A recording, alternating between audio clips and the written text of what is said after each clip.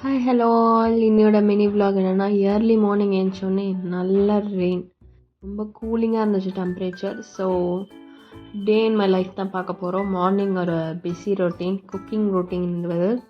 So வாழைப்பூ பொரியல் எப்படி கொஞ்சம் டிஃப்ரெண்ட்டாக பண்ணலாம், ப்ளஸ் அதுக்கப்புறமா லன்ச் மெனுன்னு பிரேக்ஃபாஸ்ட் மெனுன்னு தான் பார்க்குறோம். ஸோ லன்ச்சுக்காக தான் கீரை ரெடி பண்ணிகிட்டு இருந்தேன். ஸோ லன்ச் கீரை சாதமும் வாழைப்பூ பொரியலுக்கு மசாலாஸ் ஊற வச்சுருந்தேன். என்னென்னா கடலைப்பருப்பு, ஜீரகம், சிவப்பு மிளகா மட்டும் ஊற வச்சுருந்தேன். இந்த ராகி நான் இதுக்காக ப்ரிப்பேர் பண்ணுறேன், பிரேக்ஃபாஸ்ட்காக.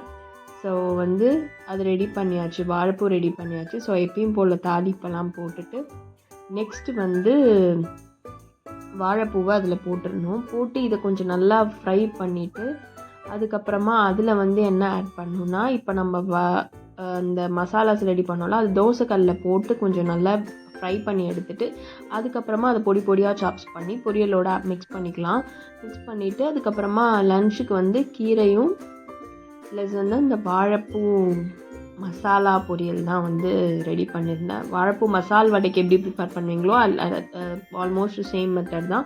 ஸோ அதே மாதிரி தான் இன்றைக்கி அதில் பொரியல் ரெடி பண்ணிட்டேன். ஸோ எதுக்கு டீப் ஆயில் ஃப்ரை அப்படின்னு சொல்லிட்டு இன்னியோட லன்ச் பாக்ஸ் மெனு இது தான். பிரேக்ஃபாஸ்ட்டுக்கு கூழ், அதுக்கப்புறம் ஊறுகாய்.